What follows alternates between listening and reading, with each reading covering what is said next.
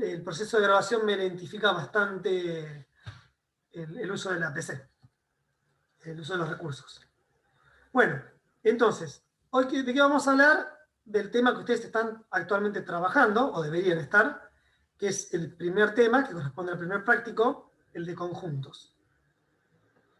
Bien, me parece que, por lo que estuve mirando en el chat, y también basándome en el dictado de cursos anteriores, lo que se puede generar conflictos en el tema es ya desde la definición, o sea, de cómo describir un conjunto.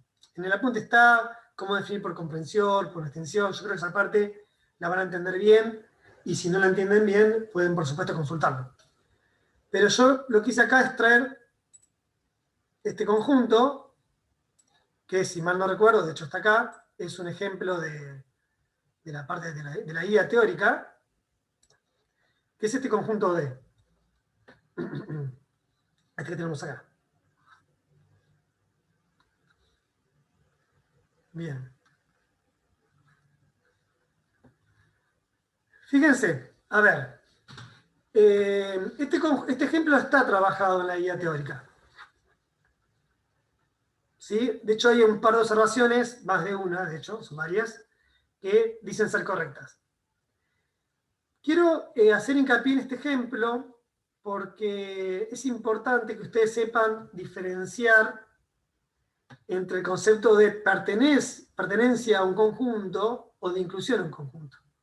Cuando hablamos de pertenencia a un conjunto, estamos hablando de qué elementos tiene el conjunto, cómo está formado el conjunto, y cuando hablamos de inclusión, estamos pensando en los subconjuntos que yo puedo tener, entre comillas, adentro de ese conjunto. Es decir, si el conjunto empezamos como una bolsa, sería como sacar algunos elementos de adentro y armar una nueva bolsita, un subconjunto. Entonces, por extensión, ¿cómo se describen los conjuntos? Los conjuntos se describen, como ustedes vieron, poniéndolo entre llaves y separando los elementos con comas o con puntos y comas. Pero ¿qué pasa? En este ejemplo que tenemos acá,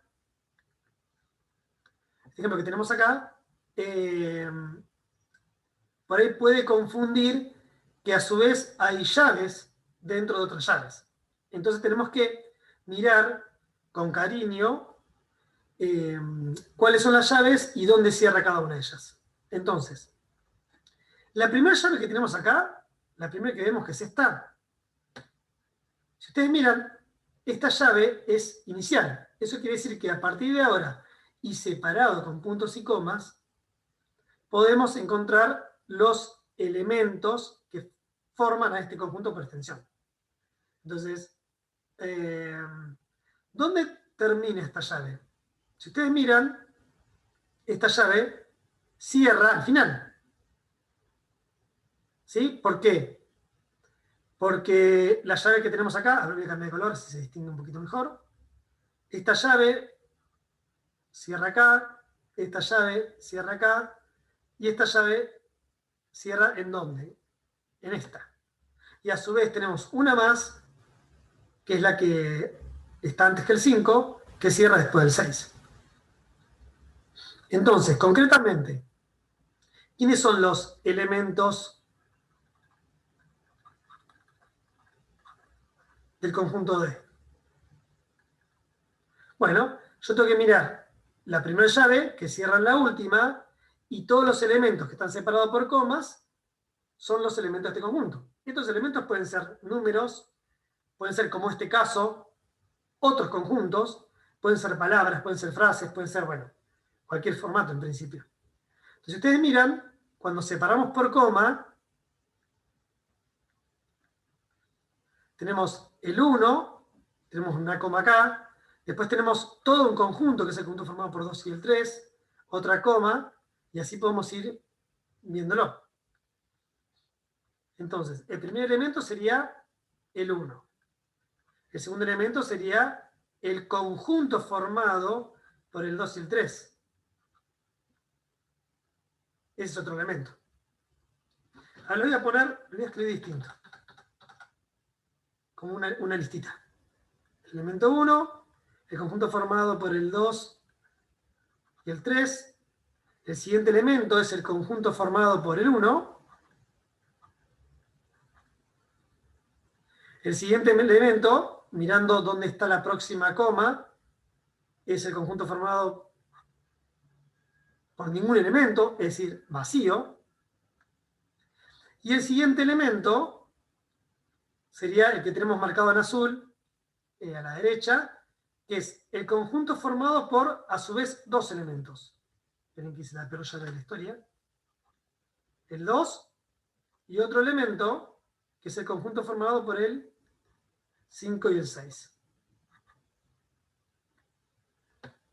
Así que D tiene 5 elementos. Estos 5. 1, 2, 3, 4, 5. Tengo que marcar. ¿Ustedes, chicos, ven el puntero? ¿Ven la cruz?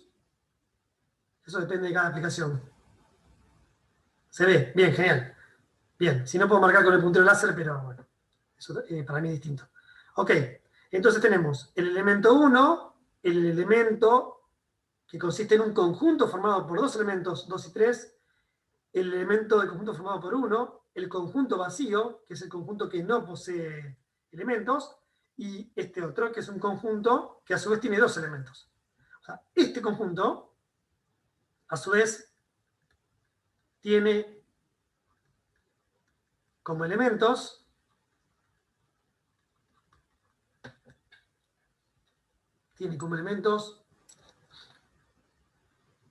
¿a quiénes? Al 2 y al conjunto formado por 5, 6.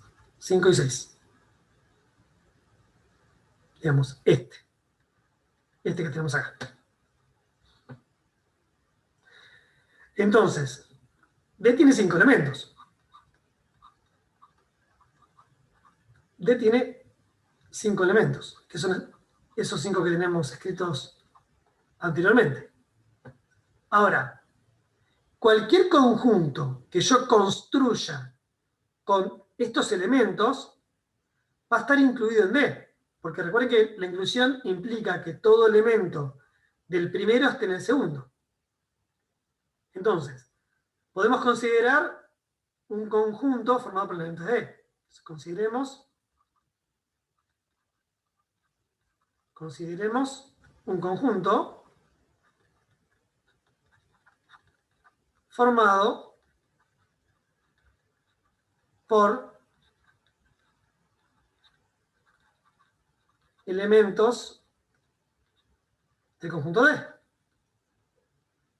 ¿Qué sé yo? ¿Qué nombre le ponemos? El conjunto M, como lo voy a escribir por extensión, lo voy a escribir entre llaves, y separando con comas voy a poner los elementos que yo quiero que contenga.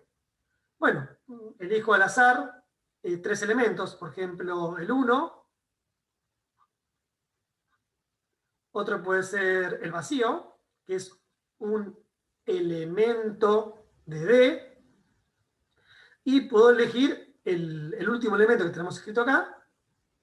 Bueno, esto, digamos, decir último es una redundancia, ¿no? Porque recuerden que en un conjunto no importa el orden con que yo escriba los elementos. Pero bueno, en esta listita, el quinto elemento es el conjunto formado por el 2 y por el conjunto formado por el 5 y el 6. Si se pierden, fíjense, esta llave cierra acá, esta llave cierra acá, y la última llave cierra la primera. Entonces, M, ¿qué podemos decir de M? Bueno, todos los elementos de M están en D, así que M está incluido en D. Y además M tiene, ¿cuántos elementos? 3.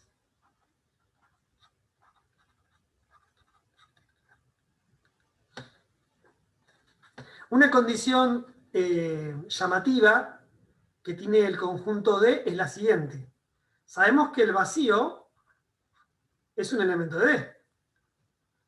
Recuerden que pertenencia de un elemento se escribe con una letrita, una E. Ok, pero además también sabemos que el vacío es un conjunto que está incluido en cualquier conjunto.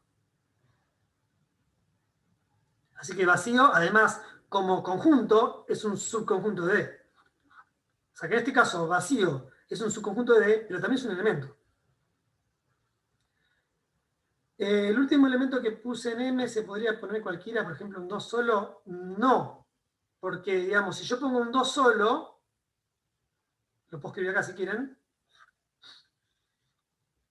A ver, 2 no es un elemento de D. ¿Sí? Porque D tiene este conjunto. A ver, este conjunto es un elemento de D. ¿Qué tiene adentro? Bueno, después se verá. Pero el elemento de D es todo el conjunto. Ahora, que 2 es un elemento del conjunto este, sí, eso es cierto. 2 es un elemento del conjunto formado por el 2 y cualquier otra cosa. En particular el conjunto formado por 5 y 6. Pero no es un elemento de D. Es un elemento de un elemento de D. ¿Está?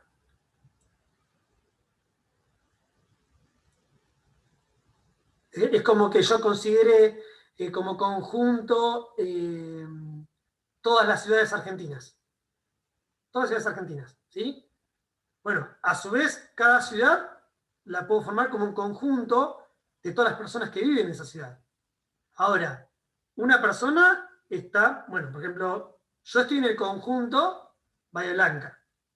Bahía Blanca está en el conjunto de las ciudades de Argentina, pero yo no estoy en el conjunto de las ciudades de Argentina, yo no soy una ciudad argentina. Uno puede pensar de esa forma.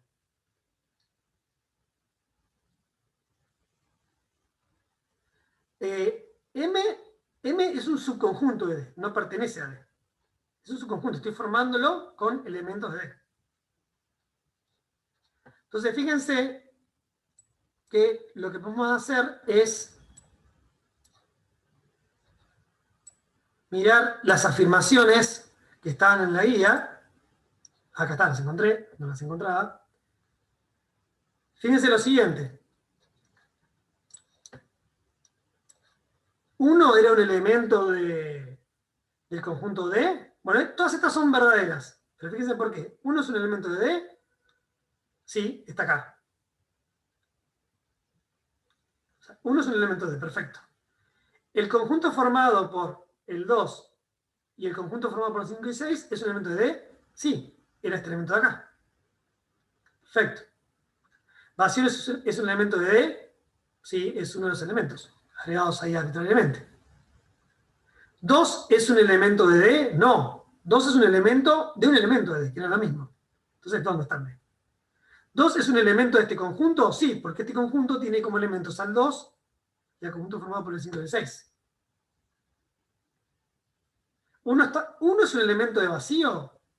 Bueno, a ver, esto es recontra verdadero. ¿En qué sentido? Vacío es el conjunto formado por ningún elemento. Vacío no tiene ningún elemento. En particular, el 1.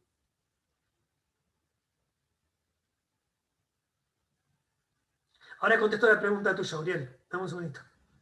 ¿El conjunto formado por 5 y 6 es un elemento de D? No. D tiene todo este conjunto.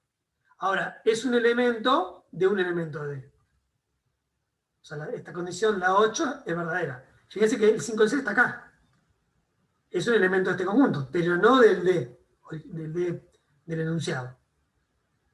1 es un elemento de D. ¿El conjunto formado por 1 es un elemento de D? Sí. Está acá entre llaves y entre comas. Así que sí. Y lo que decíamos antes, tiene estos 5 elementos.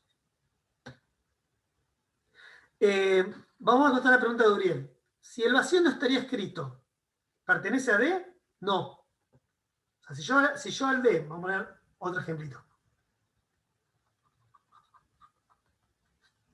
Si yo tengo un, vamos a llamarle conjunto F, formado por, tiene los mismos elementos que D, pero saco el vacío. O sea, tengo el 1, tengo el 2 y el 3, el conjunto formado por el 2 y el 3, el conjunto formado por el 1, y el conjunto formado por el 2, y el conjunto formado por el 5 y el 6. Este F tiene 4 elementos.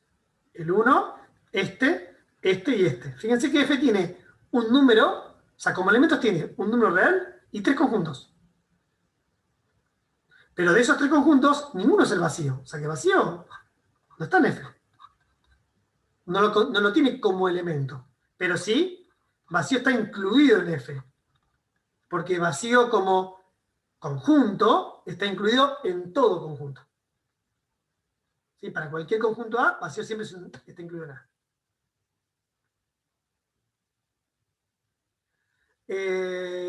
Bueno, Rocco, después vamos a hablar de eso. Pero para que dos conjuntos sean iguales, uno tiene que estar incluido en el otro. Es decir, si son iguales, sí, un conjunto está incluido en el otro. Pero también el segundo en el primero. Bien.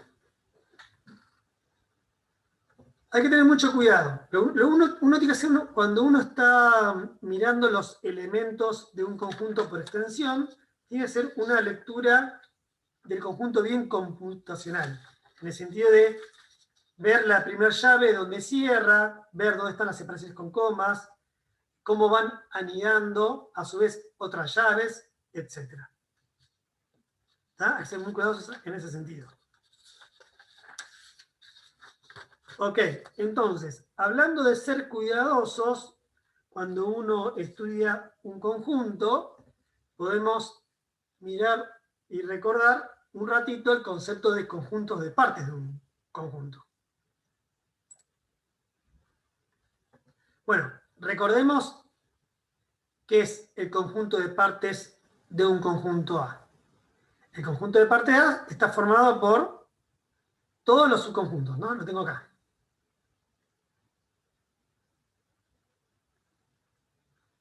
Ustedes me dan un conjunto cualquiera, yo de ese conjunto puedo mirar los elementos e ir armando subconjuntos. O sea, nuevas bolsitas que tienen como elementos a elementos de A. Bueno, si pienso en todos, formo un nuevo conjunto. Este conjunto de partes está formado por nuevos conjuntos. ¿Sí? Por ejemplo, antes de ir a la observación, bueno, creo que lo teníamos después. A ver.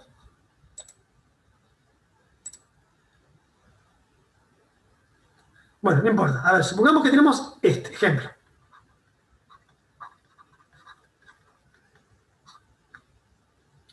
Supongamos este conjunto. Lo que pasa es que me parece que le estoy dando gratis información porque está en el práctico.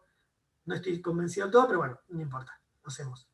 Luego tenemos este conjunto B formado por 3 letras. A, B y C. B es una bolsita que contiene 3 elementos. El A, el B y el C. Entonces, si yo quiero hallar el conjunto parte de B, tengo que calcular todos los subconjuntos de B. Todos. Obviamente, cuanto mayor cantidad de elementos tenga el conjunto, mayor cantidad de elementos va a tener el conjunto de partes, porque voy a poder hallar más subconjuntos. Entonces, ¿quiénes son los elementos del conjunto de partes? O sea, ¿cuáles son las posibilidades de subconjuntos que yo puedo armar a partir de B? Bueno, va a tener que ver con la cantidad de elementos que tenga. Como máximo, un subconjunto de B, ¿cuántos elementos va a tener? 3, porque recuerden que todo conjunto es un subconjunto de sí mismo. ¿Sí? Entonces, el mismo conjunto es un elemento conjunto de partes. Y eso es lo más, entre comillas, grande que puedo conseguir. ¿Está? ¿Y cuál es la mínima cantidad de elementos que puede tener un subconjunto de B? 0. Si yo estoy pensando en el conjunto que tiene 0 elementos, ¿quién es? O sea, ¿quién es el subconjunto de B? que tiene 0 elementos. El vacío, tal cual. Vacío es un subconjunto de B. ¿Sí? Es el único subconjunto de B que tiene 0 elementos, que no tiene elementos. Bien, pongo la coma, porque voy a dar más elementos. Bien, ahora, con los elementos de B, ¿cuántos elementos puedo formar? Perdón, ¿cuántos subconjuntos puedo formar con un solo elemento? Y bueno, puedo considerar solamente el A y formar el conjunto formado por A. Puedo considerar el B y entonces considerar el conjunto formado únicamente por el B.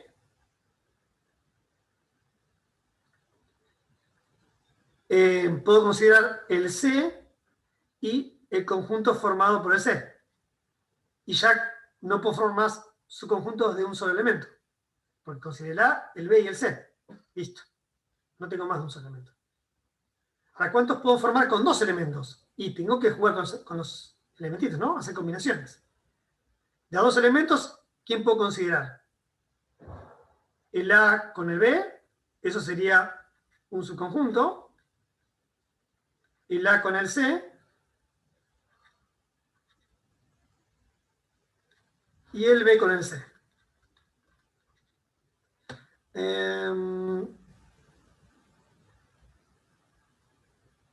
Si ya hay un subconjunto, Lionel, creo entender la pregunta. A ver, no, estamos calculando los subconjuntos de B. O sea, el conjunto de partes, que de paso contesto la otra pregunta, esto significa partes, de hecho acá dice, ¿no? Cómo se lo representa, cómo se lo nota. Estoy calculando los subconjuntos de B, no los subconjuntos del subconjunto de B.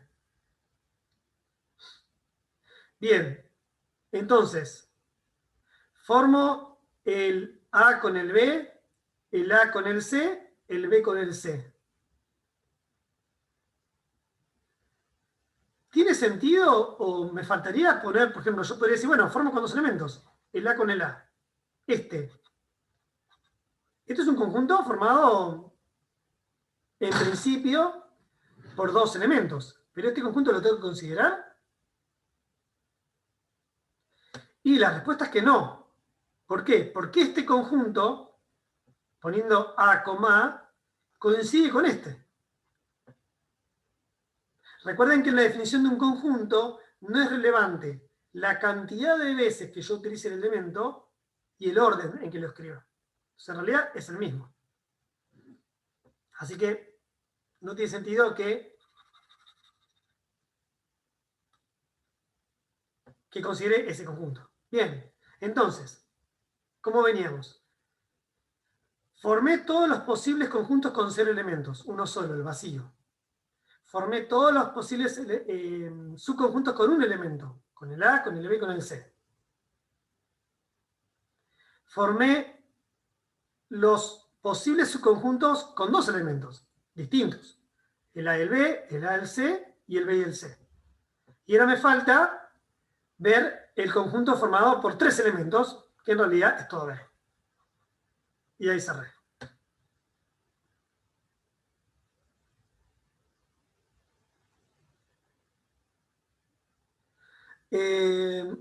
Bueno, ahora voy con tu pregunta, Tomás. Dado que el caso del vacío es elemento del conjunto.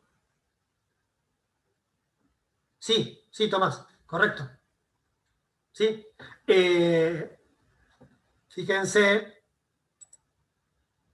en el conjunto D, acá, en este conjunto D, donde lo tenemos escrito, acá, fíjense, lo voy a hacer en una notación en rojo para que resalte. Vacío es un elemento, vacío, lo escribo acá, vacío es un elemento del conjunto D. Así que el conjunto formado por vacío, como vacío es un elemento de D, es un subconjunto de D. Por lo tanto, ese conjunto formado por vacío va a estar en parte de D. Va a ser un elemento de parte de D. Sí, es lo mismo. Poner el conjunto formado por A, B, C es lo mismo que poner B. porque de hecho la igualdad está acá, ¿no? Bien.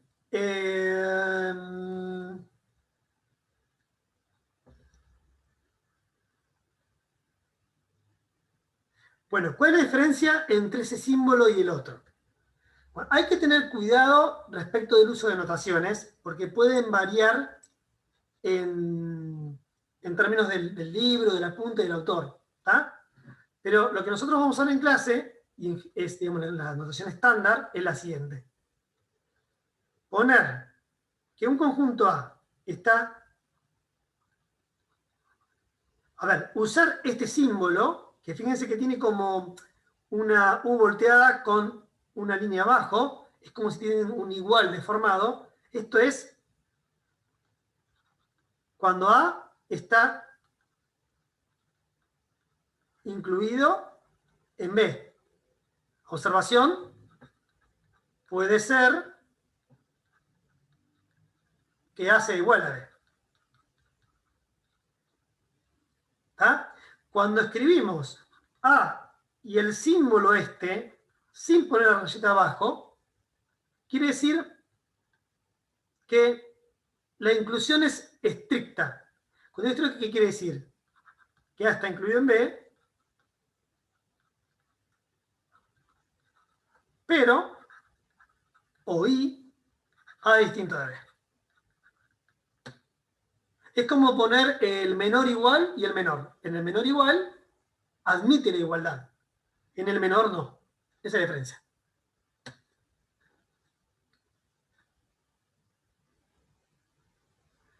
Bueno, entonces fíjense la observación anterior. Y ya leo un par de preguntas que están poniendo en el chat. A ver, voy a marcar esta observación que tenemos acá.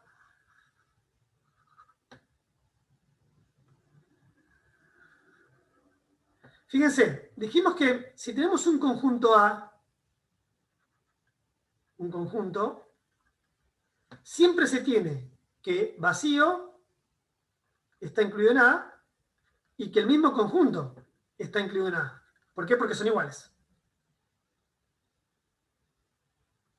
¿Eso qué quiere decir? Bueno, lo que está acá. Si vacío siempre está incluido en A, vacío es un subconjunto de A, por lo tanto está en parte de A. Y además A, como es un subconjunto del propio A, también es un elemento de parte de A.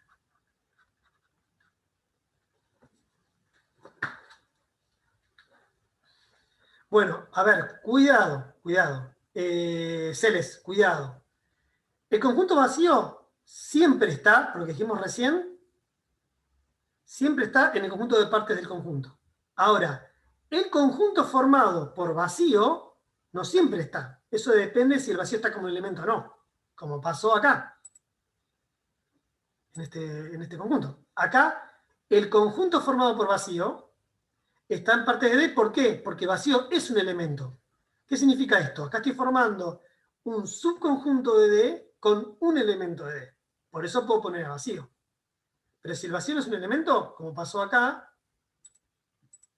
en el B, fíjense que acá no está el conjunto formado por vacío. Está vacío, no el conjunto formado por vacío.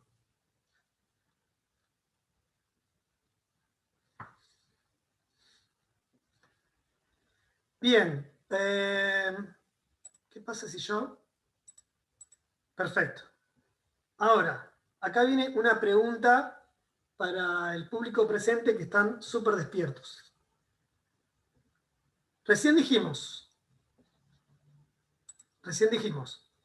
que vacío siempre es un elemento del conjunto de partes y A siempre es un elemento del conjunto de partes. Está vacío y A. La pregunta es, o digamos, uno también lo podría pensar si es verdadero o falso.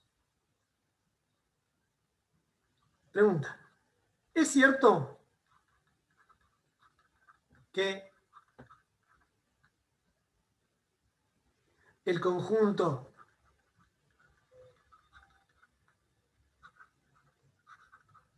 de partes posee siempre por lo menos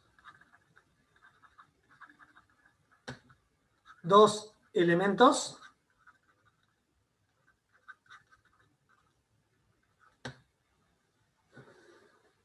Ya sé lo que están pensando. Qué letra horrible que tiene el profesor. Bueno, esa es la parte más difícil del curso. Entender mi letra. Si entienden mi letra, pueden estudiar cualquier carrera.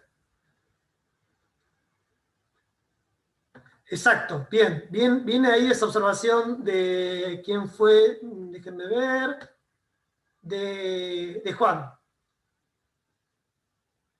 Exacto. Podría pasar,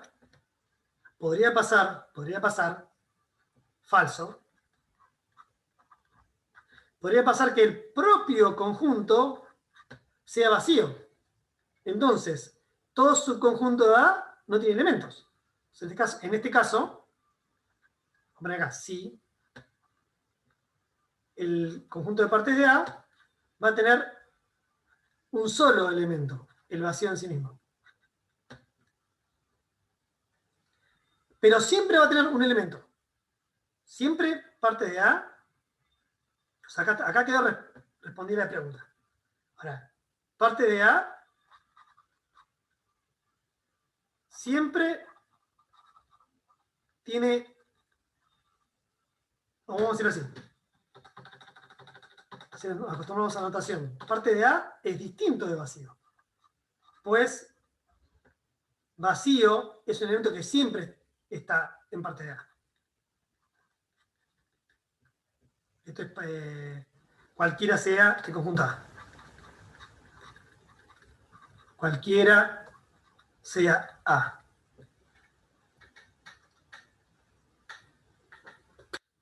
No, cuidado. El conjunto formado por A no lo puedo poner en parte de A. Por lo menos si no está declarado. Fíjense en el ejemplo que vimos de B.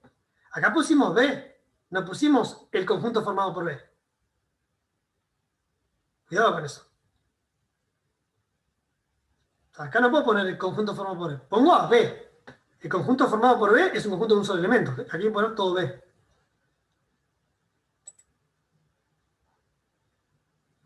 Bien. Bueno, esas son algunas cuestiones que quería comentar del conjunto de partes, que me parece importante destacar. Y todo tiene que ver también con la forma que estemos trabajando el conjunto, ¿no? Y qué tipo de conjunto tengamos.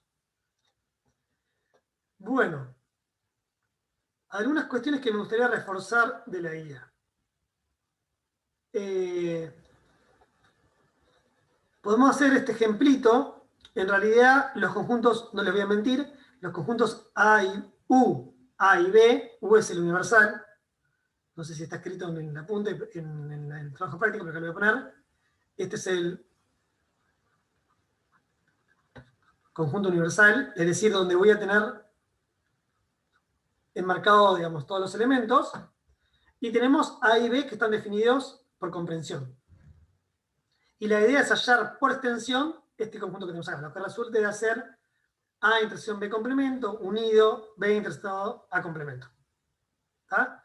Recuerden que la intersección tiene que ver con los elementos que están en común, que pertenecen a los dos conjuntos de forma simultánea.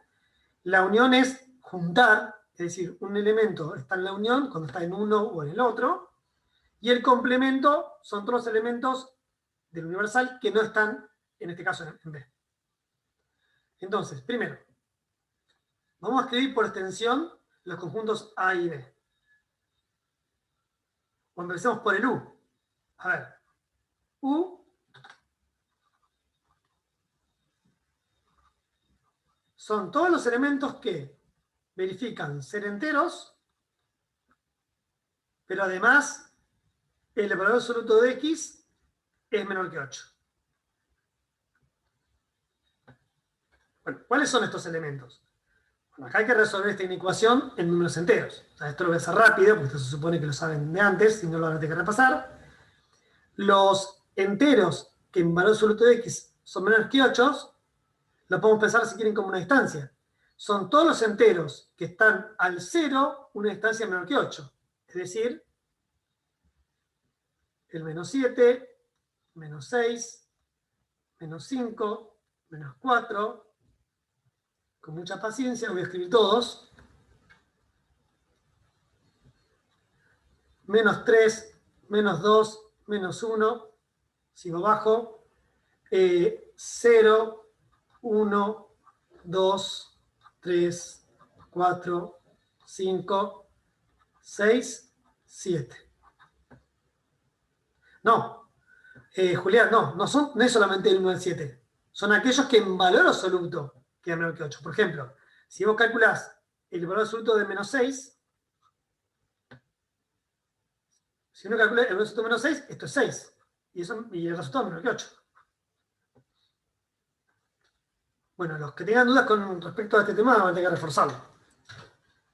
Bien, entonces tiene 7 más 7, 14 más 1, 15 elementos el conjunto universal. ¿Qué quiere decir universal? Que ahora yo todo lo que haga en este ejercicio va a ser dentro de este conjunto. O sea, mi mundo ahora para estudiar las cosas es este conjunto. No puedo salirme de estos elementos, de estos 15 elementos. Ok. Ahora, ¿quién es A? Por comprensión, A son todos los elementos de U, tales que son pares. ¿Quiénes son pares? Desde el menos 7 al 7, pasando por enteros. Pares son aquellos que son divisibles por 2, que son de la forma 2 por otro número entero. Por ahora, ustedes tienen un concepto intuitivo de paridad. Después, más adelante en el curso, vamos a definirlo con más formalidad. Bien, entonces, ¿quiénes son los números pares? Tenemos el menos 6, menos 4, menos 2. El 0 es par, porque el 0 es 2 por 0. El 0 es par. El 0 no tiene signo, ¿no? No es ni positivo ni negativo, pero es par. Bueno, el 2, el 4 y el 6. Ahí están todos los pares. ¿No me salté ninguno? No. Menos 6, menos 4, menos 2, 0, 2, 4, 6. Bien. Ahora miro los que son múltiplos de 4. Que son múltiplos de 4, son de la forma 4 por algo. Entonces, el menos 4 es 4 por menos 1. ¿Cómo sabes cuándo el conjunto es universal? No, te lo tiene que dar. O sea, te lo tiene que definir, te lo tiene que explicitar. ¿Sí? A ver, si estamos trabajando con conjuntos y, por ejemplo, tenemos que calcular un complemento, necesitamos tener un universal, porque si no, no sabemos qué elementos debemos considerar. El complemento son los elementos que no están en el conjunto. Pero yo, ¿cómo sé los elementos que no están en el conjunto si no sé cuál es el universal? El universal me dice, bueno, de acá no salís, me enmarca, me encierra dónde tengo que trabajar yo. Maiko, ahora sabes, hay que poner el 0 es par. Bien, de hecho el 0 es múltiplo de cualquier número. Bueno, volvamos al ejercicio. Entonces, estoy escribiendo los múltiplos de 4. El menos 4, el 0, que sí, es múltiplo de 4 porque es 4 por 0. Eso después vamos a profundizar bastante en ese tema. Y el 4. O sea que el B posee 3 elementos. Bien. ¿Cuál es el objetivo? El 0 es par. El 0 es par, porque 0 es 2 por 0. Y los números impares son de la forma 2 por un número entero más 1. Piénselo de otra forma. Un número par, cuando lo divido por 2, el resto es 0. Si divido por 2 y tengo el resto 1, es impar. El 0 es par. Ok. Eso después se va a tener que afilar bastante. Bien. Entonces, tenemos el A, tenemos el B. Necesito tener el B complemento. ¿Quién es B complemento? B complemento son todos los elementos que están en el universal, quitando los de B.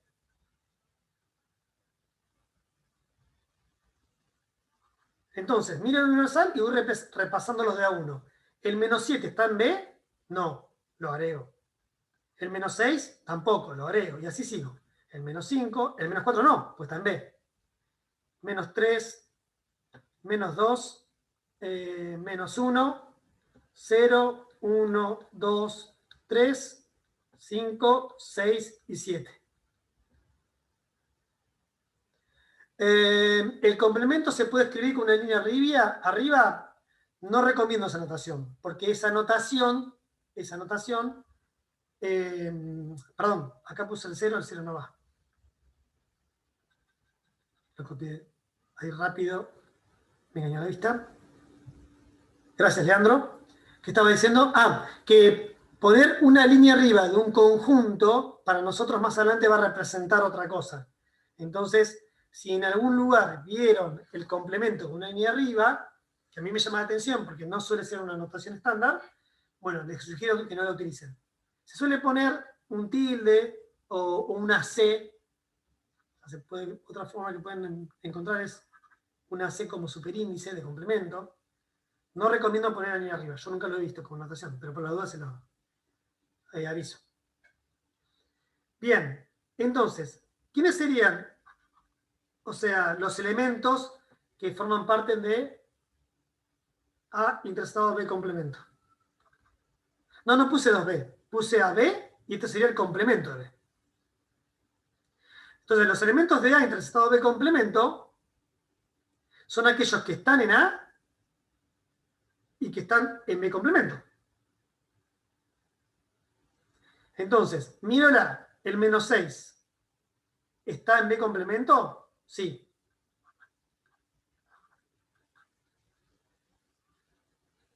El menos 4 está en A. ¿Está en B complemento? No lo pongo. Y así voy con todos. El menos 2 está en A. ¿Está en B complemento? Sí, lo agrego. El 0 está en A, pero no está en B complemento, así que no lo agrego. El 4 está en A, pero no está en B complemento. El 6 está en A y está en B complemento. Eso sería la intersección entre A y B complemento.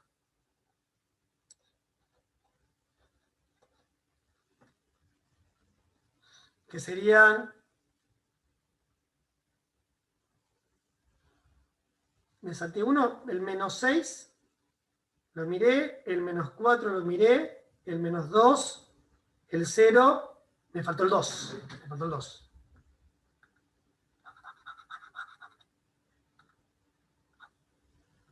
El 4 y el 6. Ahí está. Sí, gracias, Alexi y Santiago, gracias. ¿Y quién más? Matías, bueno, todos los que nos hablaron, gracias, muy amable, están atentos, eso es muy bueno. Bien, por otra parte calculemos B interestado a complemento.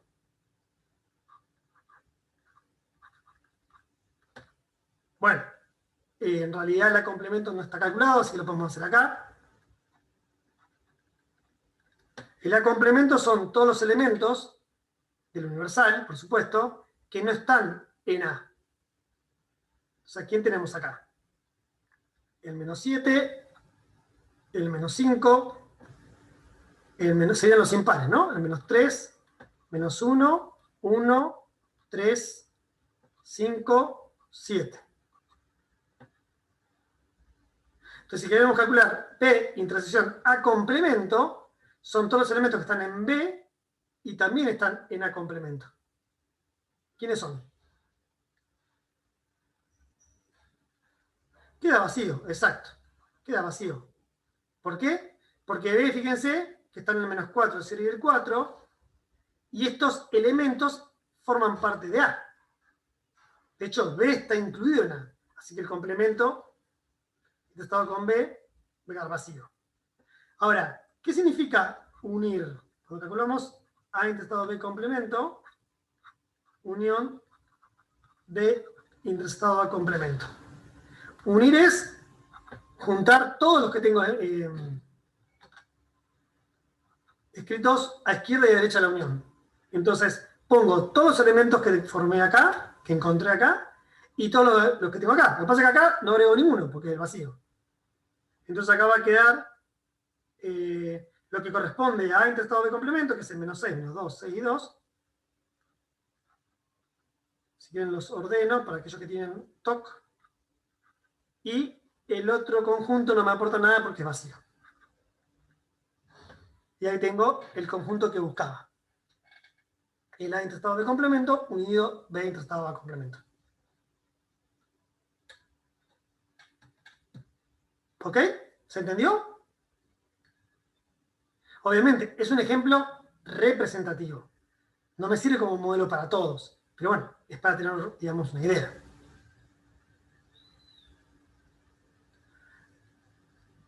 Hay un ejercicio que pide... bueno, Facundo, hagamos una cosa. Después, al final de la consulta, lo miramos.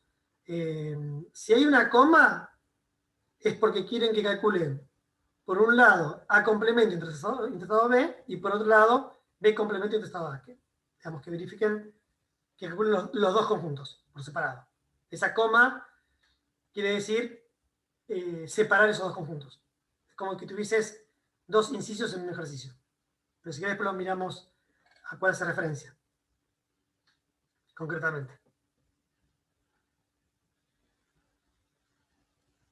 A ver, digamos, podría haber puesto un unido en vacío, pero como yo lo calculé, no, lo paso por alto. Bien, chicos, recuerden que a las 10 van a tener consulta con la gente de práctica, ¿sí? Así que si no llegamos a ver acá, o si tienen alguna duda puntual con un ejercicio, lo pueden consultar ahí. Pero déjenme primero terminar, reforzar un poquito las cuestiones teóricas que quería que miremos. Bien, entonces, acá tenemos en este ejemplo donde tuvimos que construir por extensión los conjuntos para ver bien qué elementos tienen, y en función de eso, hacer algunas operaciones elementales entre conjuntos, unión, intersección, complemento, bueno, hay un poquito de todo en este ejemplo que es bastante sencillo, pero instructivo en ese sentido. Bien, pensemos alguno de estos. Ustedes verán que en la práctica tienen que relacionar lo que es la presentación de un conjunto con cómo se dibuja como diagrama de Venn-Euler. ¿Ah? Por ejemplo, no sé, si tenemos conjuntos A, B y C, representar A interceptado, B complemento, unido C complemento, o se le ocurra. Pero también tienen el proceso inverso. Es decir, yo tengo una zona pintada, en este caso en amarillo, una zona pintada, que tengo que describir esa zona utilizando los conjuntos A, B y C y haciendo uso de las operaciones elementales, intersección, unión, complemento. Y recuerden que no estamos diciendo, pero también tenemos una operación elemental entre conjuntos, que es la diferencia. También se suele notar A menos B. Se llama diferencia, ¿por qué? Porque yo estoy quitando, estoy restando. A diferencia con B, A menos B son los elementos que están en A quitando los que están en B. O sea, la diferencia está en A, pero saco los de B. Pero si ustedes miran la guía, hay una relación entre la diferencia y utilizar las otras operaciones, que es la siguiente. Hacer A menos B es lo mismo que hacer A interceptado el complemento de B. O sea que en realidad podemos usar la diferencia para identificar estas zonas. Entonces, fíjense, lo que vamos a hacer es dividir la zona sombreada, en este caso en amarillo, en sectores. El sector 1 para nosotros va a ser este. ¿Qué sería? Uno sería todo el sector amarillo continuo, es decir, todo lo que está por afuera de los círculos A, B y C, por afuera, todo por afuera. El sector 2 va a ser este pedacito de acá, este va a ser el 3 y este va a ser el 4.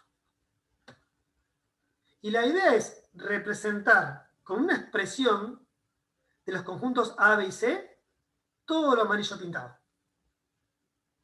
Entonces lo que vamos a hacer es mirarlo de manera parcial. Vamos a pensar primero el 1, después el 2, después el 3, después el 4 y después vamos a juntar todo.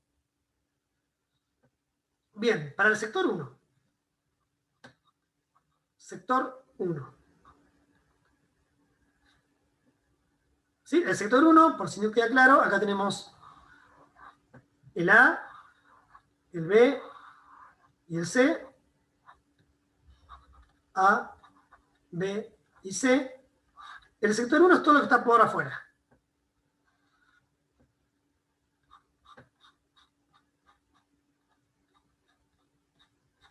Todo esto. Todo lo que está por afuera. ¿Bien? Solamente queremos describir con los conjuntos A, B y C este sector, el 1. Recuerden que, bueno, acá, digamos, en el marco son todos los elementos. O sea, este sería el U, digamos. El U está afuera. Todo el rectángulo grande, ese es el U. Bien, entonces, ¿quiénes están en esta zona? Son todos los elementos que no están ni en A, ni en B, ni en C. Entonces, lo que yo puedo hacer es pensar las tres bolsas juntas, juntar las tres bolsas, y quedarme con todos los elementos que no están en esa gran bolsa. Entonces, considero el A, considero el B, considero el C.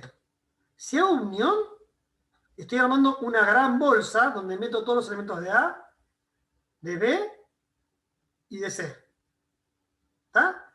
Esto me daría lo que está dentro. Pero yo quiero lo que está afuera. O sea, todo lo que no está en este conjunto. Entonces tomo el complemento. ¿Sí? Ojo, no hay una única forma, ¿eh? Yo esto lo podría hacer de otra manera. Lo podría hacer de otra manera. Podría pensar en las intersecciones de los complementos, o sea, la manera de escribir estos sectores no es única. Estoy tratando de hacer, digamos, la más sencilla que se me ocurre, pero no es única. Pueden llegar a lo mismo con una expresión equivalente. Bien, entonces ahí ya tendríamos el sector 1, que todo lo que está por fuera de las tres bolsas juntas de A, B y C. ¿Qué pasa con el sector 2?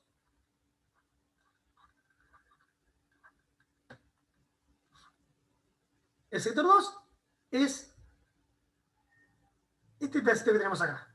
Este es el 2. ¿Bien? Fíjense que los elementos que están en el sector 2, ¿en qué conjunto están? ¿Están en A? Sí. ¿Están en C? Sí. Claro, sí, tiene olor a intersección, Marcos. Totalmente. ¿Están en B? No. Fíjense que el sector 2 se corta acá. No está en B. Este pedazo que tenemos acá,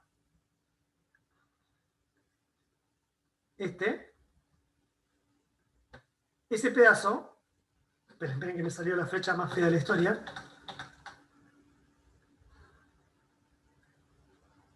Ese pedazo son los elementos que están en los tres conjuntos en forma simultánea. Entonces el 2, los elementos de 2 están en A, están en C, pero no están en B. Entonces, ese lenguaje de decir están en A y están en C, pero no en B, ¿cómo lo escribo? Bueno, el I están en A y están en C, es una intersección. Cuando hablo de pertenencia en forma simultánea es la intersección. Entonces sería la intersección entre A y C, que le voy a quitar, correcto Marcos, muy bien, le voy a quitar los que están en B. ¿Sabes? A lo que me dio la intersección, le quito lo que está en B. ¿Esto qué quiere decir? Son todos los elementos que están simultáneamente en A y en C, quitando los de B. O sea, estoy quitando el sector este chiquitito marcado con una flecha roja. Bueno, de manera similar puedo hacer los otros sectores, ¿no? El sector 3 tengo que hacer, entonces, se corresponde a compartir elementos de A y B, quitando los de C. Y el sector 4 son los elementos que comparten B y C, pero quito los elementos de A. Ahí tengo los 4 sectores, ¿no? Los 4 sectores bien identificados. Entonces, ¿cuál es la idea? Ahora yo necesito juntar todo lo amarillo. Entonces, ¿cuál va a ser la respuesta? Bueno, hacer una unión entre las 4 expresiones. La primera, el complemento entre A unido B unido C, unión. La segunda, vamos a poner acá corchetes, A interestado C menos B, unión A interestado B menos C, unión B interestado C menos A. Y cierro. La vara es la diferencia. La vara es, lo tenemos acá. Es la diferencia de conjuntos. Es el menos.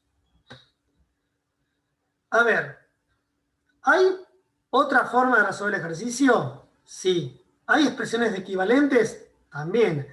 Yo podría acá meterme a trabajar y esta expresión simplificarla, muy probablemente. Pero acá el objetivo es únicamente que puedan identificar el sector destacado a través del uso de las operaciones en los conjuntos.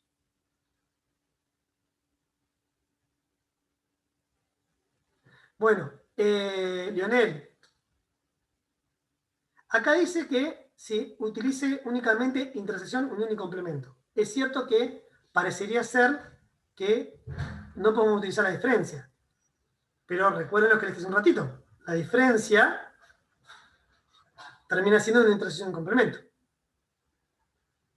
O sea que en realidad, si ustedes quieren, pueden hacer un paso más y escribir cada una de las diferencias como intersección y complemento. No, Lionel, no te disculpes. Es válida la observación. De hecho, es correcta.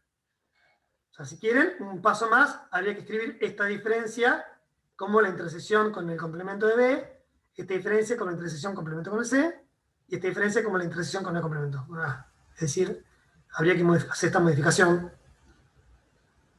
Acá tendríamos que poner intersección B complemento, acá intersección C complemento, y acá intersección A complemento. O sea, hicimos trampa porque usamos el complemento, pero en realidad no tanto, porque la diferencia la podemos escribir con la intersección y complemento. ¿Ah? Bien. Genial. Entonces les decía, no se preocupen si ustedes comparan las respuestas entre compañeros y no llegan a las mismas. Porque no hay una única forma de hacer este procedimiento, hay distintas. Entonces, bueno, lo importante es que lleguen a buen puerto. Después uno ve. De todos modos, ante la duda siempre está el foro. Pueden decir, bueno, a mí me dio tanto, a mi compañero me dio tanto, tenemos la pregunta de cuál está bien, cuál está mal, bueno. Siempre es bueno que consulten en los foros, no solamente lo que no sale, sino también lo que ustedes creen que les sale, pero tienen dudas. De esa manera nosotros nos quedamos tranquilos también. Bien. Ahora me quiero meter un ratito en cuestiones de demostración de condiciones o propiedades que sé que les ocasiona dificultad en principio y vi que estuvieron también preguntando en los foros. Vamos a hacer un ejemplo o dos, depende del tiempo. Estoy bien de tiempo porque son las 9, ¿crees? Sí, las 9. Tengo tiempo. Vamos a desarrollar en principio esta propiedad, vamos a demostrar esta propiedad utilizando lo que sabemos de conjuntos. Y después la idea es hacer otro ejemplito más que es por ahí un poquito más complicado. Cuando uno tiene que verificar este tipo de condiciones, tiene que saber desmenuzar lo que necesita chequear. Es decir, esta propiedad que queremos acá verificar es de la forma sí entonces. ¿Eso qué quiere decir? Si estas dos condiciones, entonces esta condición. Es decir, utilizando que A está incluido en C y que B está incluido en C, debemos ser capaces de verificar que A unión B está incluido en C. O sea, esto sería mi hipótesis. Es decir, los datos, la información que yo puedo utilizar, que tengo, Y este sería como mi objetivo, digamos. ¿Qué es lo que quiero probar? Lo que queremos verificar. Entonces, la condición, mi hipótesis, en realidad está formada por dos datos, no uno solo. Un dato es que ya está incluido en C, que vamos a poner acá. Dato 1, A está incluido en C. Y dato 2,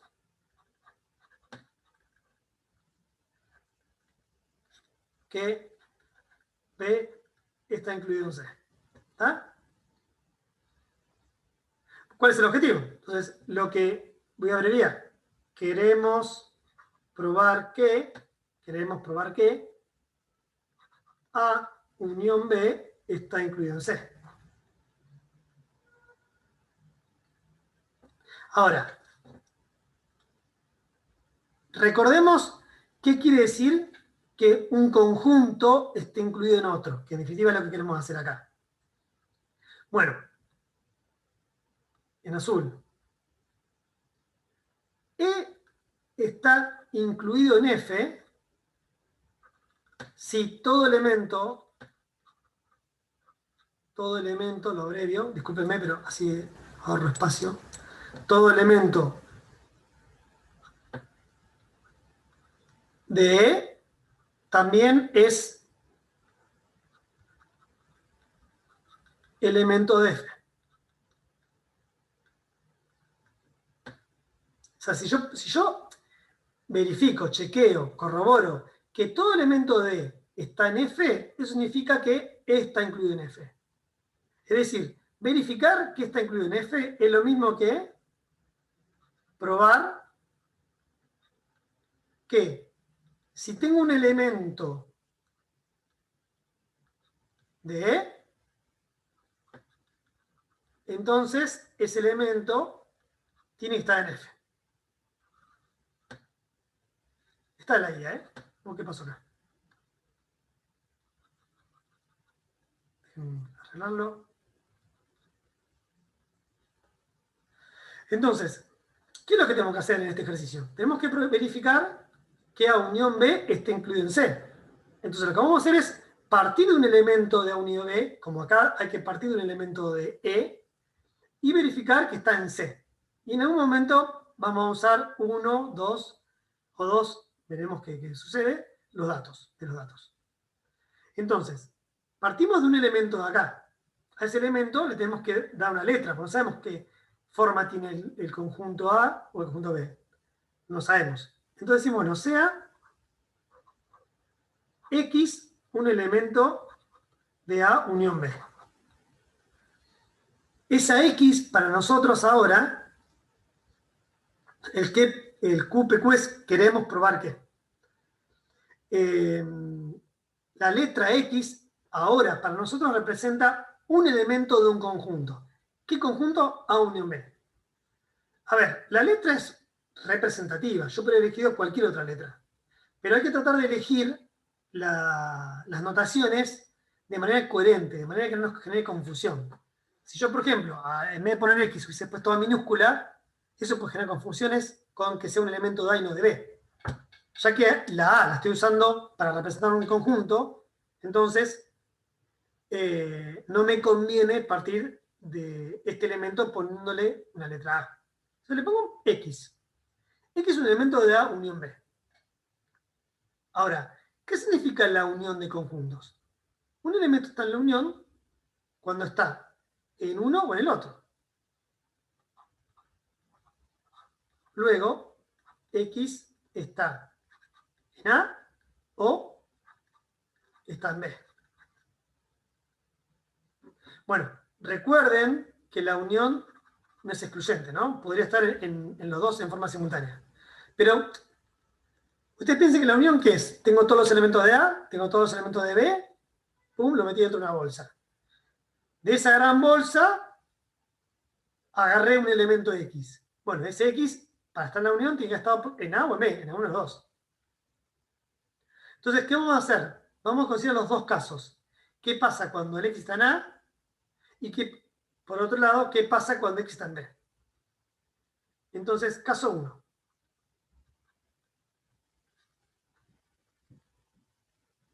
Supongamos, bueno, no digamos supongamos, directamente es el caso. Si X está en A, o sea, en el caso 1, X es un elemento de A. Pero ¿qué información tenía sobre A? Tenía la información que A está incluido en C. Como A está incluido en C, que ese es, digamos, mi dato 1. A ver, tenemos un elemento de A. En este caso, X es un elemento de A. Pero sabemos que A está incluido en C. ¿Eso qué quiere decir? Que todo elemento de A está en C. Entonces, en particular, va a funcionar para el X. Porque si todo elemento de A está en C y X es uno de esos elementos, entonces están en C.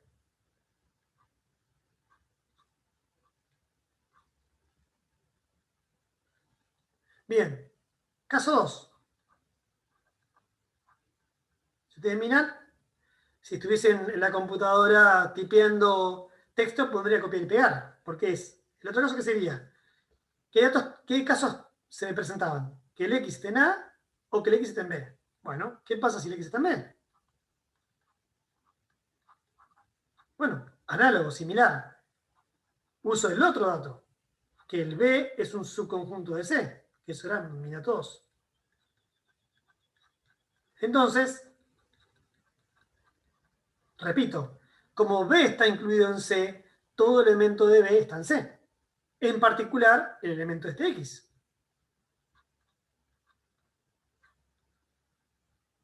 Entonces, fíjense que de los casos anteriores, tanto el 1 como el 2, independientemente que si X está en A o en B, termina estando siempre en C.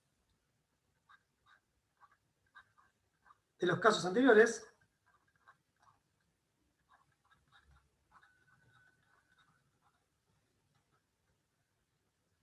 el X está en C. Porque en ambos casos me da lo mismo. Así que, ¿qué verifiqué? Bueno, pudimos corroborar que un elemento que está en la unión entre A y B termina estando en C. Pero este elemento es un elemento arbitrario, es cualquier elemento de la unión. Entonces, todo elemento de la unión está en C. ¿Y eso qué quiere decir? Por lo tanto, A unión B está incluido en C. Que eso era lo que queríamos verificar.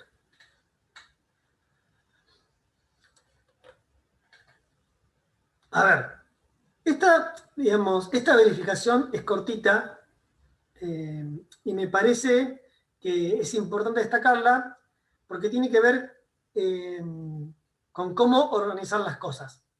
Yo tengo un sí y un entonces. ¿Qué es un sí y un entonces? Bueno, la parte del sí son los datos que yo puedo usar. Y la parte del entonces es el objetivo. Bueno, después tengo que ver. En el objetivo, a su vez, es una inclusión. El objetivo en sí, si ustedes miran, el objetivo en sí también es un sí entonces. Porque para probar una inclusión tengo que ver que cualquier elemento de E está en F. Pero bueno, eso es otra cosa. Esto puede ser una igualdad, una inclusión o cualquier otra cosa. ¿Está?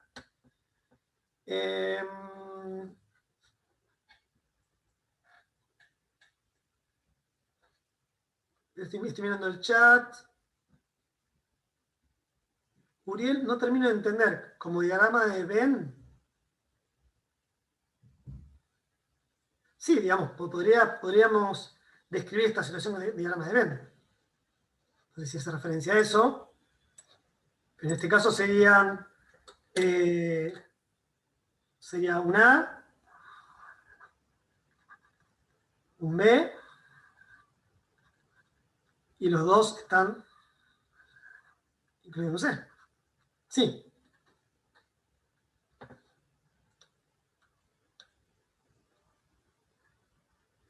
Bueno, Marcos, sí, es cierto lo que dice Lucas. Sabemos que, sabemos que la unión está incluida en C, pero como él te dice bien, podría tener un elemento acá que no esté ni en A ni en B, por lo tanto no esté en la unión, ¿tá? Por lo tanto no van a ser iguales la unión de A y B con C. De hecho, ponemos un ejemplo, ¿no? Que yo, acá le ponemos el 1, el 2, el 3 y el 4. Ahí tienes un ejemplo. O sea, ¿qué quiere decir? El A, esto es un ejemplo para la propiedad anterior. Es un ejemplo, no la verifica. Después voy a hacer una observación respecto de esta afirmación que acabo de hacer. Entonces acá el A estaría formado por el 1 y 2. El B estaría formado por el 2 y 3.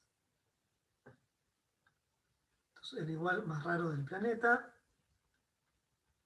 Y el C está formado por el 1, 2, 3, 4. Observen que todo elemento de A está en C. El 1 es un elemento de A y está en C, y el 2 es un elemento de A y está en C. Así que A está incluido en C. Observen qué pasa lo mismo con B. Queda la unión. La unión son todos los elementos de A o de B. Sería el 1, el conjunto formado por el 1, 2, 3. Así que la unión está incluido en C, pero no es igual.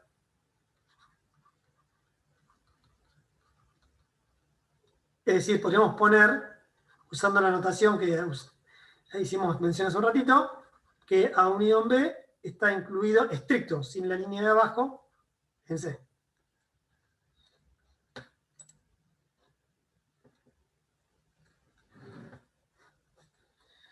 Bien.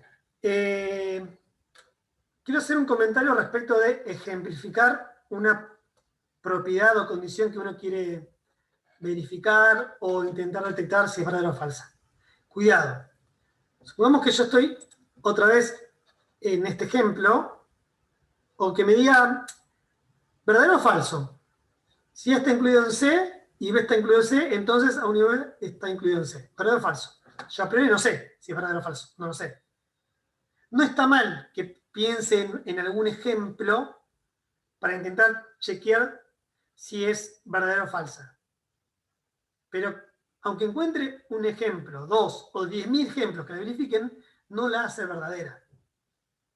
¿Tá? Es como que yo les diga, suena medio sonso, pero me parece que para entender la idea sirve. Si yo les digo, verificar si la siguiente afirmación es verdadera o falsa, y les escribo, todos los perros son blancos. Todos los perros son blancos. Ustedes pueden encontrar 1000 ejemplos de perros que son blancos, pero eso no hace que la propiedad sea verdadera.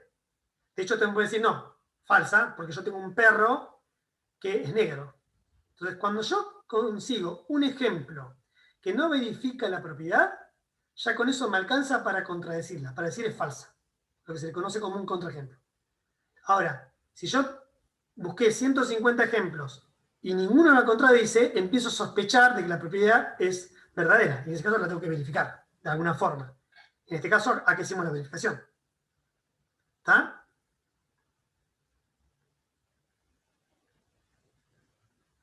No entiendo cuánto consulta. ¿Cómo se diferencia en un diagrama si lo que está en C es 1 y 2? O ese conjunto A. No te entiendo. Si quieres comentarlo en el foro, haz el dibujito que estás pensando y te contestamos ahí. Bien. Con respecto al dibujo, en general, acá digamos yo los círculos de A y B los pego, o sea, los hago pegarse, porque desconozco si la intención es vacía o no. Entonces, para generalizarlo lo pongo.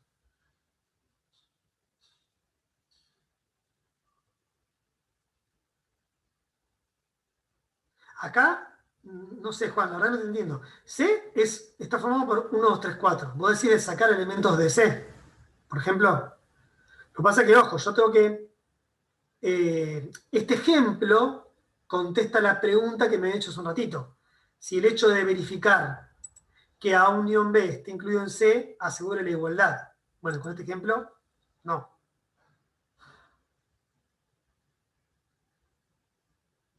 Sabemos que está dentro de A porque es un dato. Decíamos que A es incluido en C. Entonces, la bolsa que contiene los elementos de A está dentro de C. Tiene que ser representada así.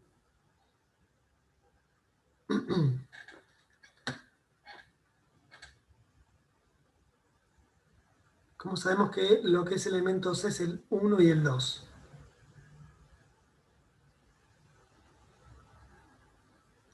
En este ejemplo, C está formado por 4 elementos, el 1, 2 y el 3 y el 4.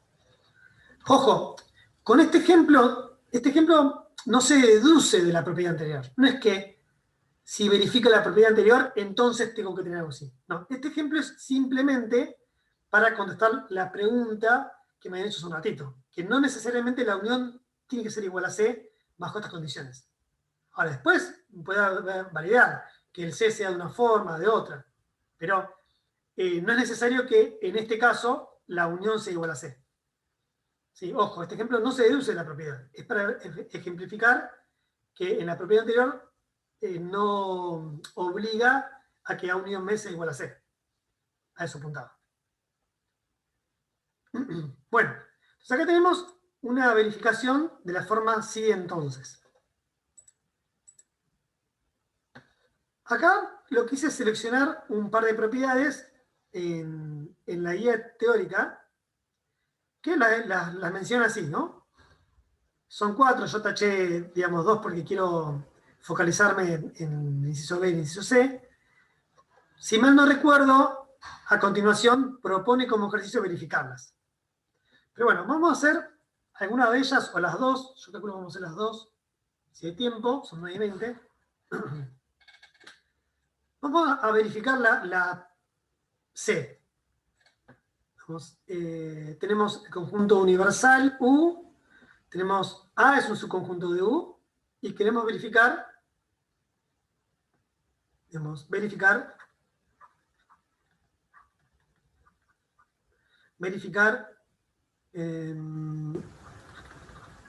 que A interceptado el complemento de A es vacío. Una observación con respecto al ejemplo anterior. Acá lo que hacemos, el método que estamos utilizando para verificar la inclusión es por definición. Para probar la inclusión es ver que todo elemento de la izquierda está en el de derecha.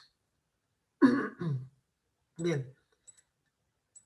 Acá vamos a ver un método que quizás es distinto, porque tiene que ver con hacer una verificación, corroborar en términos de una contradicción. ¿Por qué? Porque el objetivo es ver que si yo tengo un conjunto A cualquiera y lo intercepto con el complemento de A, me dé vacío. Es decir,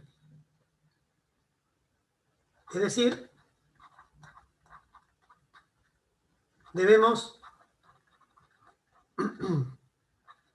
corroborar que el conjunto me está molestando el circulito acá, perfecto. El conjunto A interceptado a complemento no tiene elementos, ¿no? Eso es lo que queremos verificar.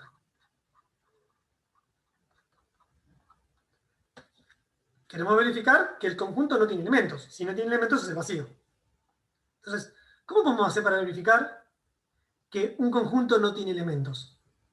Bueno, lo vamos a hacer por el absurdo. ¿Qué quiere decir hacerlo por el absurdo? Realizaremos este chequeo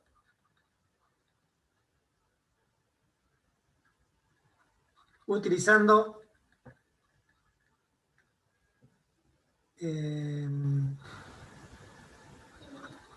un argumento conocido como verificación o demostración por el absurdo.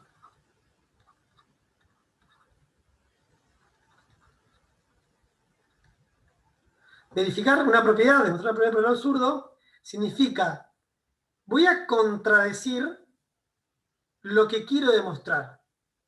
Voy a contradecir lo que quiero demostrar.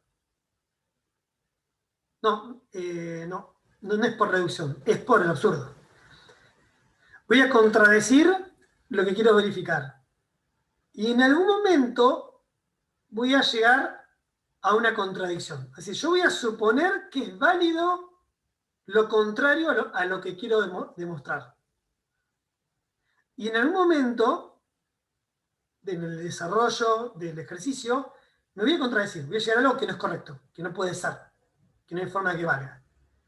Cuando llego a algo incorrecto, ¿por qué llego a algo incorrecto? Porque salí de una condición que no es verdadera y por lo tanto me da la otra. Entonces, lo voy a escribir. Supongamos, por el absurdo,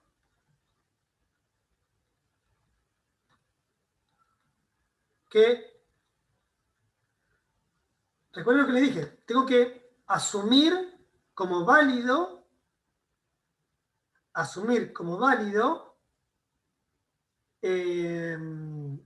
lo contrario a lo que quiero verificar. Yo quiero verificar que este conjunto es vacío, bueno, asumo como válido que no lo es.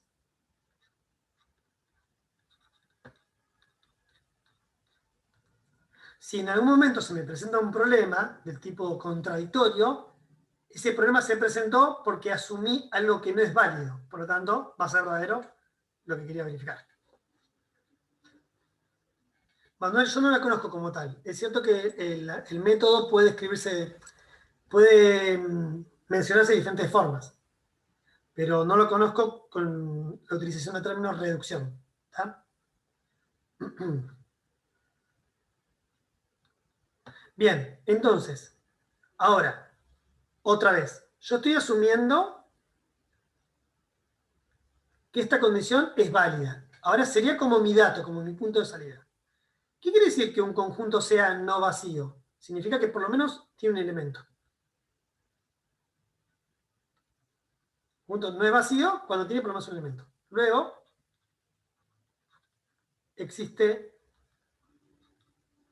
¿qué letra le ponemos a este elemento? ¿Cómo lo representamos? Un X, que es un elemento del conjunto que estamos suponiendo que es distinto de vacío. ¿Sí? Si un conjunto no es vacío, tiene por lo menos un elemento. Quizás tenga más, pero uno por lo menos tiene. Bueno, ese elemento que pesqué, lo nombramos con la letra X. Ahora, cuando un elemento está en la intersección entre dos conjuntos, cuando está en los dos de forma simultánea. Luego, X es un elemento de A y X es un elemento de A complemento.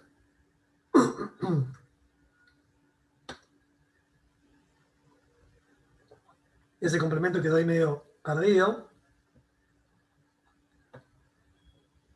Ahora, ¿qué quiere decir que está en el complemento de A? ¿Qué quiere decir que el X está en el complemento de A?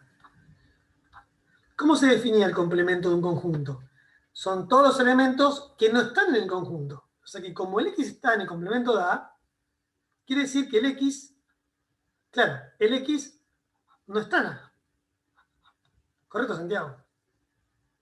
Entonces, fíjense, por un lado tenemos que el X está en A.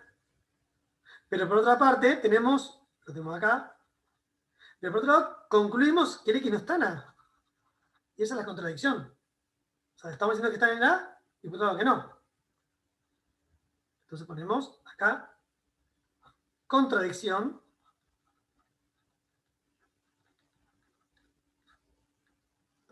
Llegué a una contradicción, llegué a algo que no tiene sentido. ¿Sí? estoy afirmando que el X está en A y por otro lado que no. ¿Y de dónde proviene esa contradicción? Esa contradicción proviene de algo que asumimos y es incorrecto. ¿Qué es lo que asumimos? Esto es lo que asumimos. O sea, la contradicción proviene de asumir algo que no es cierto. Entonces, si esto no es cierto, lo contrario es verdadero. Luego, la intersección entre A y A complemento es vacía.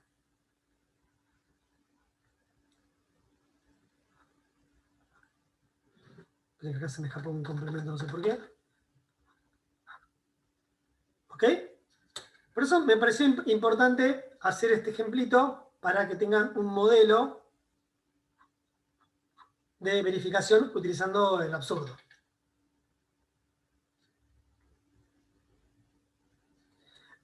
A ver, chat, estoy leyendo el chat. Chicos, más adelante yo voy a habilitar el audio para que puedan consultar por audio. Ahora no lo hago porque, bueno, hay mucha gente y en las primeras clases siempre suelen aparecer los graciosos. Entonces, por ahora tenemos el texto habilitado. Si yo veo que va bien la cosa, después habilito audio para que puedan preguntar directamente por audio, que es más fácil, por supuesto.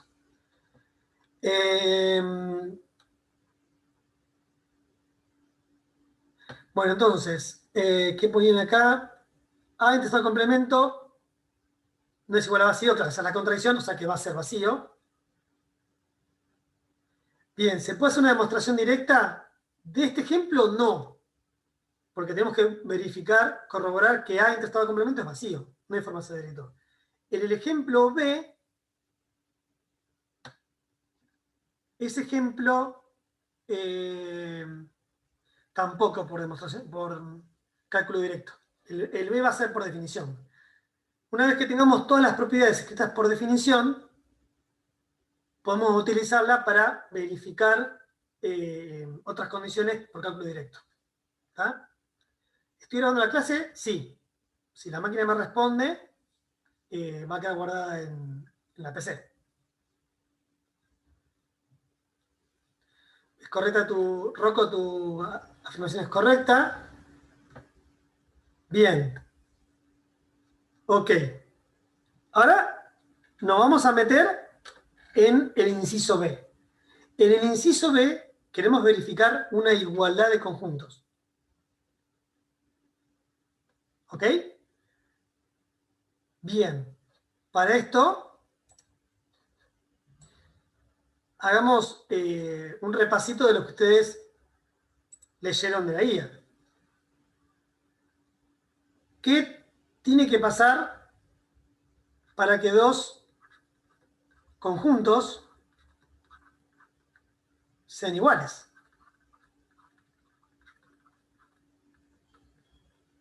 ¿Qué tiene que pasar para que dos conjuntos sean iguales? Estoy mirando el chat, discúlpenme, estoy mirando el chat. ¿Es la única forma de verificar esos casos? Y esto en particular sí, pero no quiere decir que, digamos, que en otros casos no haya otros métodos. Marcelino, es lo que decíamos hace un ratito. No es correcto que vos te hagas un ejemplo. O sea, vos puedes armar un ejemplo, calcular el complemento y sacar vacío. Eso te puede orientar, pero no podés, a través de un ejemplo, verificar una propiedad, como dijimos recién. Todos los perros son blancos. No porque vos encuentres un perro blanco significa que la propiedad sea verdadera. Lo mismo para esto. El hecho de que armes un ejemplo te puede guiar en la verificación o guiar en lo que podría llegar a pasar con respecto a la verdad o falsedad de la afirmación, pero no te la demuestra. Exacto. Para que dos conjuntos sean iguales, tengo que tener la doble inclusión. ¿Qué significa?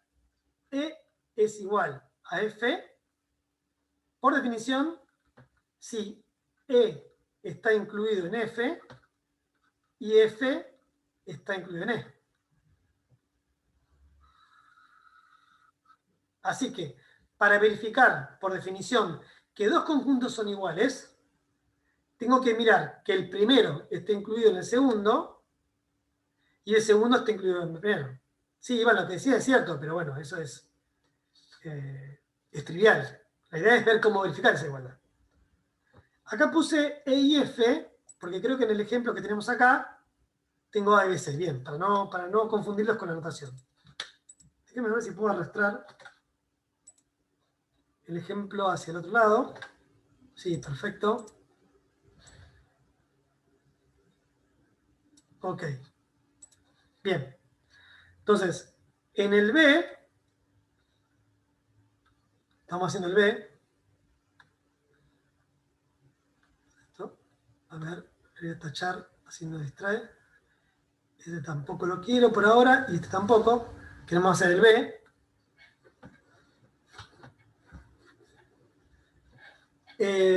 Entonces, en el B, ¿cuál es el objetivo? ¿Qué es lo que queremos verificar?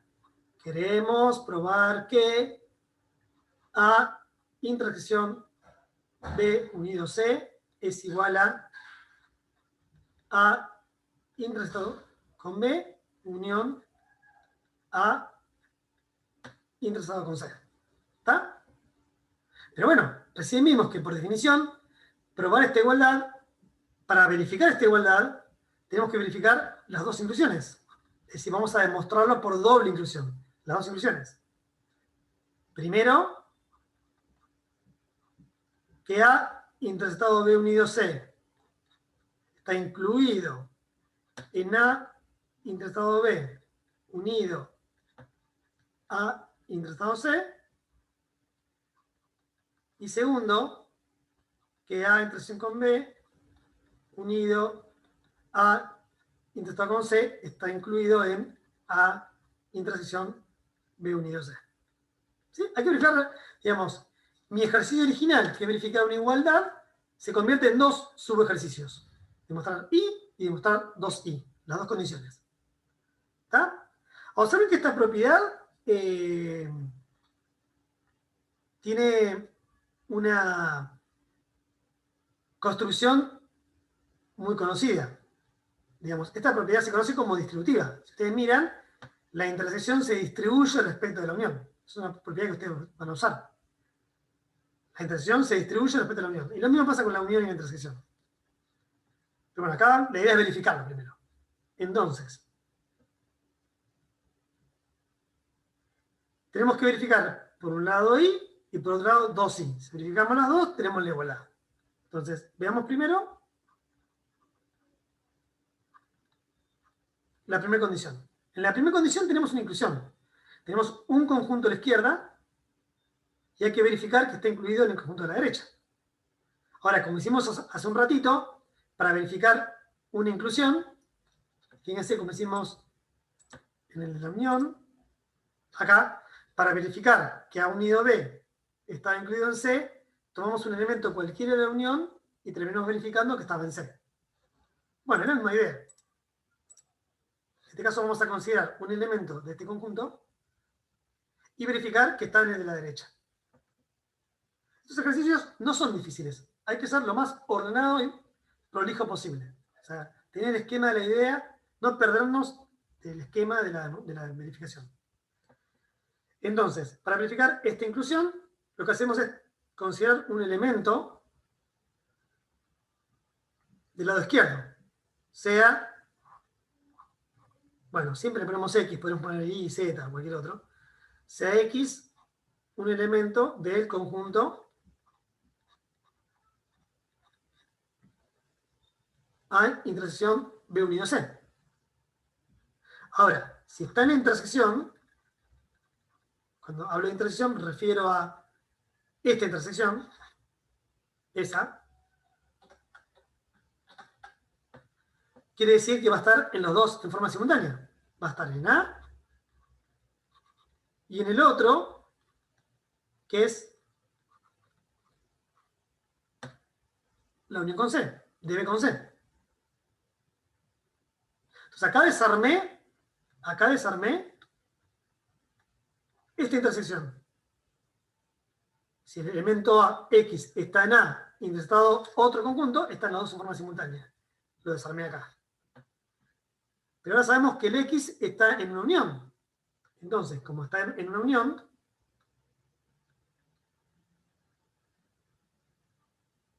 vamos a poner como el X está en la unión con C, sabemos que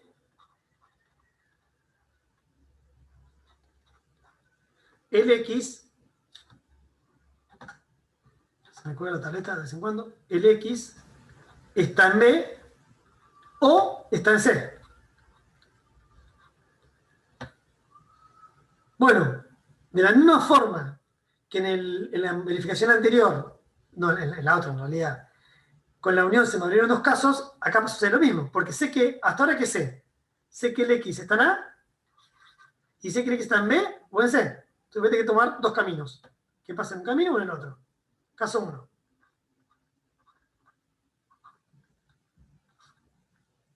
O sea, ¿cuáles son los dos casos? X está en B y el otro caso, X está en C. Esto es una O, no es una I. Entonces tengo que considerar los dos casos. Bien. Entonces, en el caso 1, ¿qué tenemos?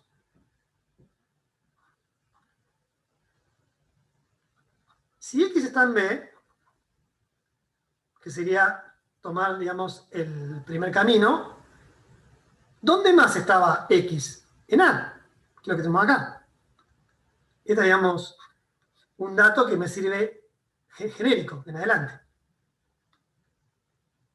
Entonces, si X está en B, como X ya sabíamos de antes que estaba en A, el X está en ambos conjuntos, tanto en A como en B. Entonces va a estar en la intersección.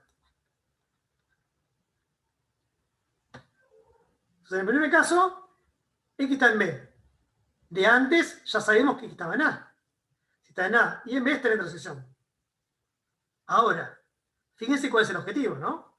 El objetivo es verificar que el X está en A intersectado B unido a intersectado C. Y en el caso 1 ya sabemos que está en este conjunto. Pero bueno, si está en este conjunto, la unión es juntar todo. Entonces va a estar en este conjunto unido cualquier cosa, cualquier conjunto. En particular, en este de acá.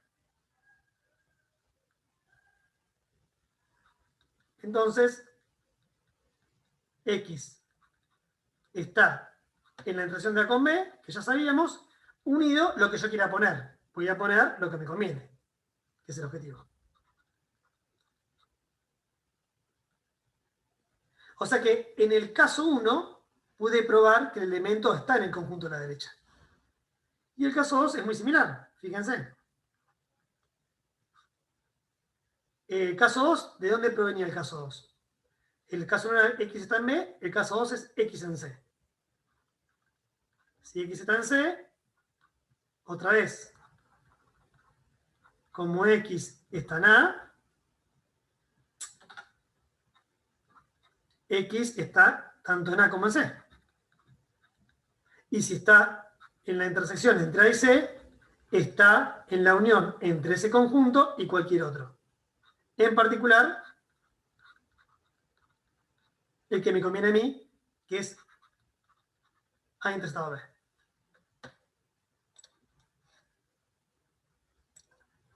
Así que,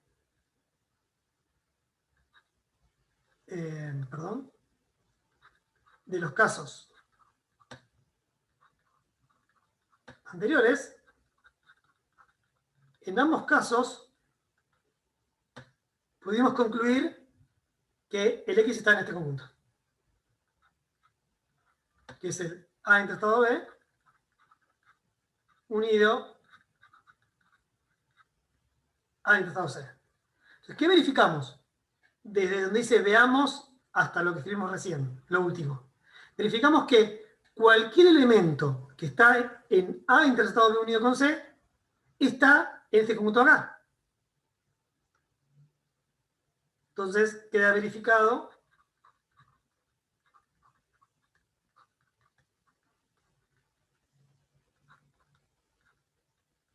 la condición I. La condición I, ¿qué decía? ¿Qué teníamos que calcular? Que el conjunto este, A intersectado B unido con C, tenía que estar incluido en la unión entre A intersectado B con A intersección C. ¿Cómo hicimos para verificar esa inclusión? Consideramos un elemento de acá y llegamos a que ese elemento, independientemente del rumbo que tome, en cuanto a casos, está en este conjunto. Por lo tanto, verificamos la inclusión. ¿Está? Bien, ya tenemos, a esta altura, ya tenemos verificado la condición I. No nos alcanza. Sí, lo podemos tomar como distributiva, pero antes hay que verificarlo. Adolfo, primero vamos a verificarlo. Después, una que lo verifiquemos, la podemos utilizar como propiedad. Bueno, hasta ahora tenemos la inclusión, no tenemos la igualdad. Para la igualdad necesitamos tener las dos inclusiones. Entonces faltaría ver 2i.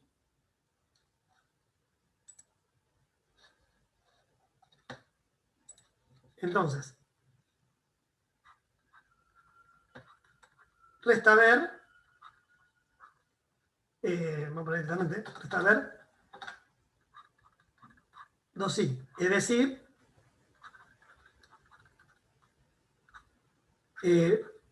falta verificar que A intersección con B unido A intersectado con C está incluido en A intersección B unido con C.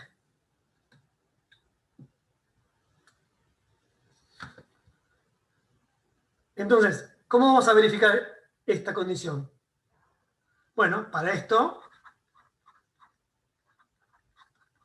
consideramos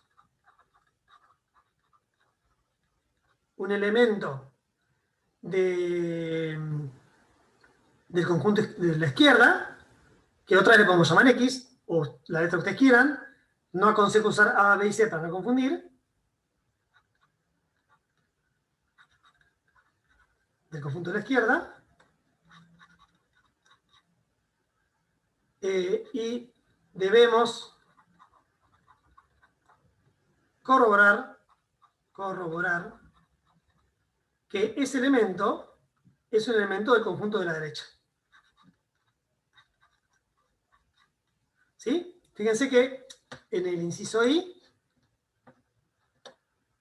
partimos de un elemento de este conjunto y verificábamos que ese elemento estaba en el segundo conjunto de la derecha. Ahora tenemos que hacerlo el proceso inverso. ¿Sí? Un elemento del conjunto de la derecha, verificar que está, perdón, de la derecha, verificar que estaba en la izquierda. ¿Ok? Bueno, le voy a dejar como ejercicio que lo terminen. Ejercicio.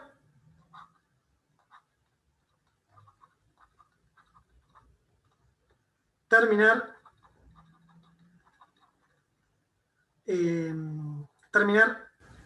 la resolución de este ejemplo.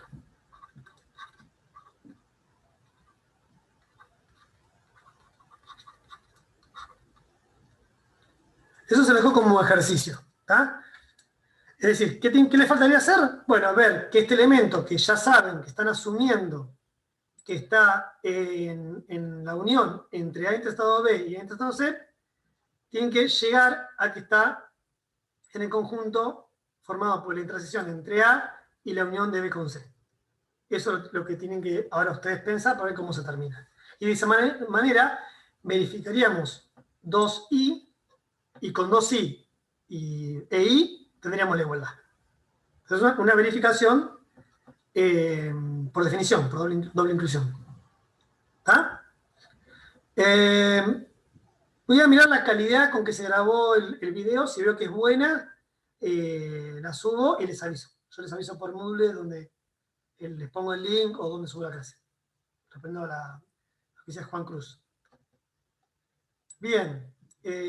Bueno. O, digamos, por ahí culminaríamos el refuerzo teórico. Yo puedo dejar acá de grabar. Ok. Bien, entonces, la idea de la clase hoy fue esa. Fue justamente hacer ahí un repaso y reforzar algunos conceptos que sé que pueden dar dificultad a primeras. Y bueno, para aquellos que habían quedado alguna duda, espero haber liquidado, o por lo menos haber mejorado los conocimientos. A las 10 van a tener la consulta con Leonardo y con Mónica. Por lo que veo no están conectados, así que vamos a hacer lo siguiente. Tienen un recreo de 10 minutos y ya a partir de esa hora empiezan a trabajar con ellos. ¿Está?